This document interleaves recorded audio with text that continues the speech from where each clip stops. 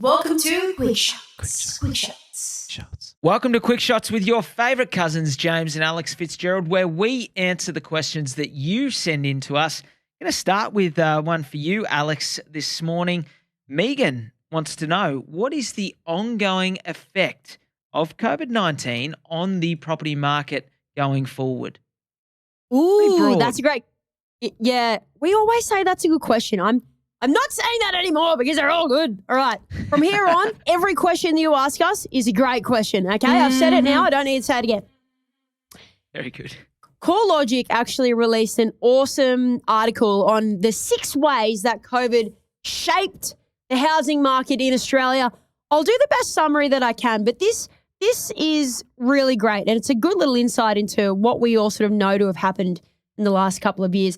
Number 1, Australian home values rose 25%, of course, to record highs. Now, we had a little bit of a dip at the start, but they've pretty much said here from September 2020 to the end of last year is when we saw the soaring of house prices amongst low interest rates and, of course, first home buyer incentives. So that was number 1. We saw a huge change. Number 2, first home buyer activity spiked. 0 surprises there. The federal government came out with a huge home builder stimulus. June 2020, $25,000. That lasted 6 months. And then, of course, they released the $15,000 one. That took first home buyer numbers up to about 10,900 first home buyer loans, I should say, which is above the decade average of 8,682. That's 24% more than they usually are. So no huge surprise there with those incentives. Number 3, the rents rose 11.8% to record highs. And that's, of course, why we saw the gross yields fall. We've got the lowest rental vacancy rates across the country, particularly in those key regions and key capital city suburbs. Number 4, housing. This one's an interesting one because, you got to unpack it correctly, but housing debt levels hit record highs. Yes, of course, with a soar in property prices and people buying, so buyer activity, you are going to see debt levels increase. The debt set at a record high of $2 trillion. Now, I just want to note, the total value of our housing is $10 trillion. Very, very, that's a 20% loan to value ratio. So I'm just going to leave that there. Number 5, the premium of house prices compared to units hit record highs. Of course, with the leaving of international students and many of those travellers who fill the capital city apartments, it did take a little bit of a hit. And then, of course, with the tree change, the houses increased considerably. It took the record high gap to about 29% between the premium you pay for a house versus a unit. And the last one, because this is going far too long, even though I love it, the rise of the regions. We all know regions went kaboom. That was that major tree change we talk about a lot. People leaving the city, working from home. In numbers, the capital cities combined had about 21.4% growth, whereas the combined regions had 36.5% growth. Whoa, so that, gee whiz. Those 6 key things are how COVID changed the housing market in Australia considerably. It's all very exciting, and it still remains very exciting even as we come out of COVID. Cuz the next one's for you from Mark.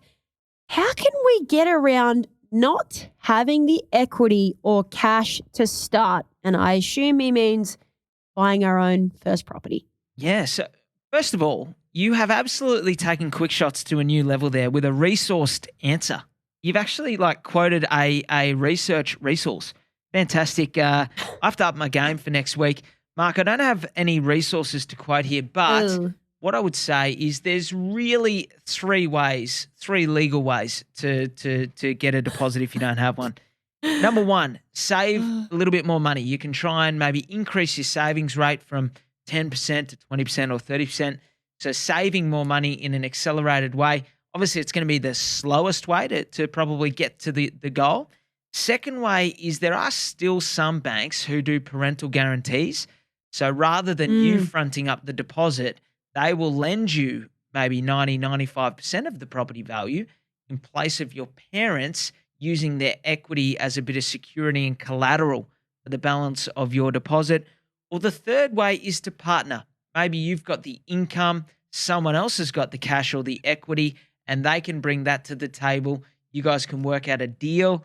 If you do that, I would recommend, and I've seen people, for example, say, I'm going to put in the deposit, you're going to bring the income, we'll go 50-50 on whatever the increase to the value of the property is on the basis that I get my deposit back first. That's an example.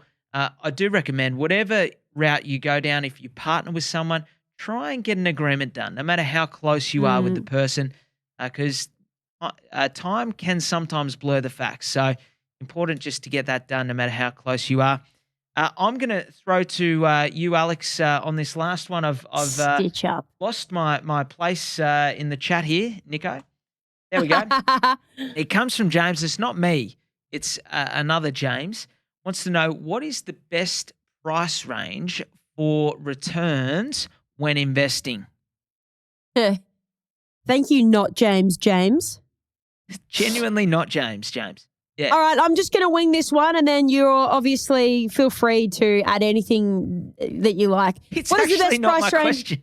What is the best price range for returns? Well, I mean, firstly, you got to do your numbers. So really, when we're talking about returns today, I guess you're talking about positive property, positive cash flow, that is. So you kind of want it to be 4% yield and above, assuming you're paying less than 4% for your interest rate and you're paying interest only. The very simple answer is, in my opinion, below the median house price and in a growth suburb. And by the way, there's two types of returns. Ching. You've got two returns. You've got your immediate cash flow return, which is your rental return, which is, I guess, what I'm talking about, what I assume that James, not James, is talking about. And then you've got your capital return. So basically, the capital growth in which your property is giving you. And that, my friend, is buried in the land. Wait. So the best price range is under the median house price. There you go. All right, we know the housing is market. Yeah, you got to find that balance between growth and cash flow. And by the way, we do have a last name for James, which we don't use to protect people and respect their anonymity. But James, I'm not intentionally taking credit for your question. Very good question, as they all are. Thanks, guys. That rounds out Quickshots. If you've got a question, please send them through our social media, Instagram, Facebook. Our emails are always in the show notes. We love to hear from you. And as always, if you can give us a like, recommend us to a friend. We love it and appreciate it. We know you do it. Thank you once again, and have a great weekend. You said it best. Thanks for listening to another episode of The Double Shot with your favourite cousins, Alex and James Fitzgerald. If you've got a burning question or something we absolutely need to talk about on the pod, please write to us. Both of our emails are in the show notes.